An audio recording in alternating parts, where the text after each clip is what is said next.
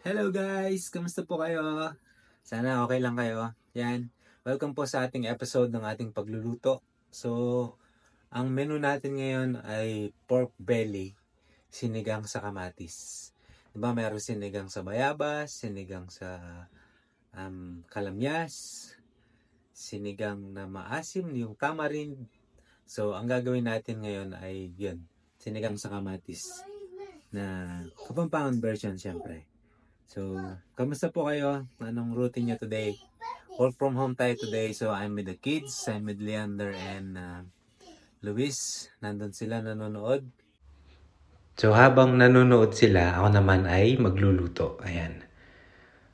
Kanina pala, nagpakulo na ako ng tubig para mabilis siyang kumulo at maluto yung baboy. Yan, nilagay ko na yung pork belly. Tapos ilalagay ko na din yung onion, garlic, tsaka kamatis.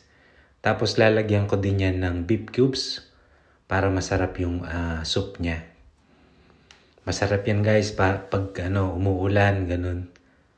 O tanghalian. Yung mga mahihilig humigop ng sabaw dyan, ayan. Perfect yan ang pork belly sinigang sa kamatis. At healthy pa, syempre. Yung gulay nga pala, ihuhuli ko na yan after lumambot ng karne. Ayan ang yung beef cubes na nilagay ko. Tapos, ang gagawin ko lang yan, papakuluan ko yan ng mga 20 minutes to 30 minutes. Nilagyan ko na din ng asin. Yung tansyado lang para kung kulang pa mamaya, pwede natin siya lagyan ng patis. Patis or asin pa din. Kayo nang bahala kung anong gusto nyo. So, hindi mo na ilalagay ang gulay at tatakpan ko yan. Okay guys? Hayaan nyo muna siyang lumambot at mamaya ulit. Yum, yum. So, ayan po. After 35 minutes, binalikan ko. Diba? Binalikan ko. Sana lahat binabalikan. Charot.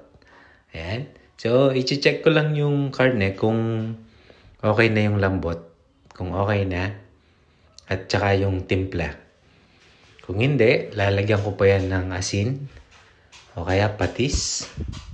Tapos, ilalagay ko na yung gulay. Nyam-nyam, ayan. Sabi nga ni Leander, nyam-nyam. O, diba? Tama na yung timpla. Kaya, ilalagay ko na yung gulay. Uunahin ko yung pak choy muna. Kasi medyo mataba yung stem nila. Sorry mataba, sorry. Yan, lalagay ko muna. Tapos yung sa ibabaw, yung baby spinach. Yan kasi yung mga usually available na gulay sa mga supermarket dito.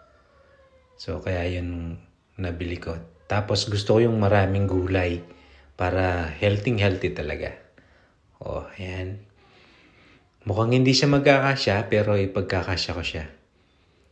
Sana po nagustuhan nyo tong episode natin ng pagluluto ngayon.